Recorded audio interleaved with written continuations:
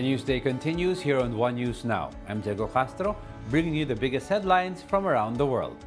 The U.S. soldier who ran into North Korea is now in U.S. custody after being expelled by Pyongyang. Recall that Private Travis King made the sudden dash into North Korea from the south in July while on a civilian tour. He was then immediately taken into North Korean custody. It was reported that he did that out of abuse and racial discrimination within the U.S. military. According to Washington, King is now heading to an Army medical center in Texas. This transfer between the U.S. and Pyongyang was brokered by Sweden.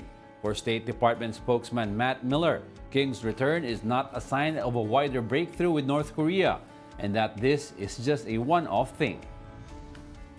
I would not want to speculate on any motivations on the North Korean side. We are open to diplomacy with North Korea. We would welcome diplomacy with North Korea. They rejected our direct approaches and ended up talking to Sweden, and Sweden talked to us and helped negotiate this transfer. But I would not see this as the sign of some breakthrough. I think it's a one-off with them being willing to return this private. Canadian Prime Minister Justin Trudeau apologizes after the former Speaker of the House of Commons chamber praised a Nazi veteran in Parliament. Speaker Anthony Rota quit on Tuesday and said he bore sole responsibility for what happened. Trudeau said he was particularly sorry about the predicament he had put Zelensky in. This after Russia tried to justify its war with Ukraine and claimed the incident backs up its aim to, quote, denazify Kyiv. This was a mistake that has deeply embarrassed Parliament and Canada.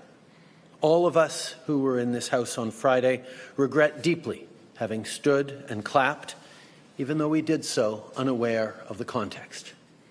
It was a horrendous violation of the memory of the millions of people who died in the Holocaust, and it was deeply, deeply painful for Jewish people. The U.S. is admitting Israel into a program that will allow visa-free entry by Israeli citizens by November 30. Under the waiver program, Israelis will be able to travel to the U.S. for business or leisure purposes for up to 90 days without a visa. They only need to register with the electronic system for travel authorization. But even if they are authorized to travel under that system, U.S. officials at the airport can still bar them from entering the country.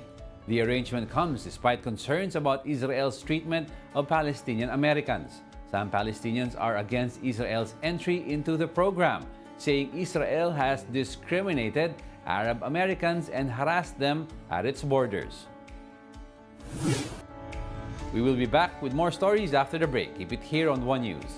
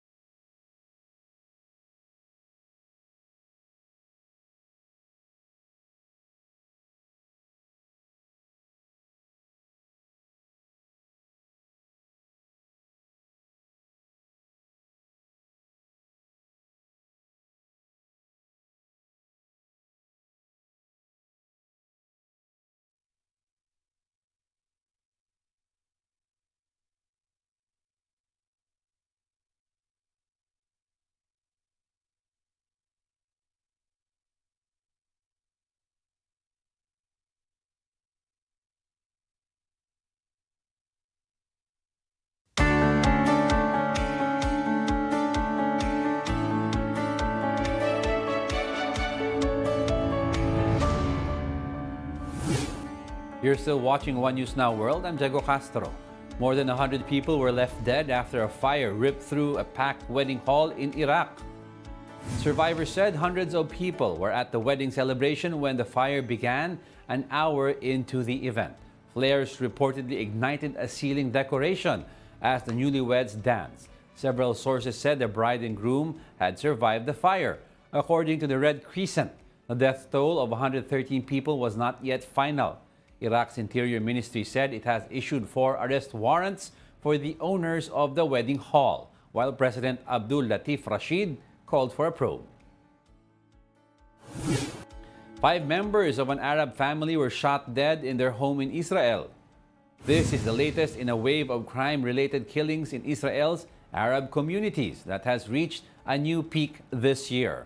More than 180 Arab citizens in Israel have been killed since January, a 7-year high in a spate of killings that have continued unchecked. Arab mayors have accused the government and police of deliberately neglecting their communities and of enabling criminals to act with impunity. Arab citizens called on Prime Minister Benjamin Netanyahu to provide more attention to the collapse of safety in their communities. Indonesia bans e-commerce transactions on social media platforms in a blow to short video app TikTok. The Indonesian government said the move aims to protect offline merchants and marketplaces. According to the trade minister, predatory pricing on social media platforms is threatening small and medium-sized enterprises. The move comes 3 months after TikTok pledged to invest billions of dollars in Southeast Asia to build its e-commerce platform.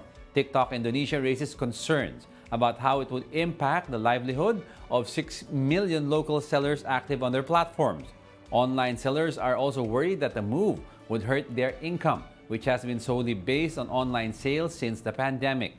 Some sellers, however, understand the need for regulation. Physical shops will still be there and online will still be there to boost sales so that people outside the area will still be reached. So everything remains harmonious in my opinion. It's just a matter of how we respond to the existing conditions. I agree with the regulations, but not just for TikTok, but other social media commerce platforms. Implement this regulation, but should also be given a limitation if it is to help MSMEs. And those are the top world headlines of the hour. Join us again at 9:45 a.m. as we continue to monitor the day's biggest stories. I'm Diego Castro. We are One News, all sides, all the time.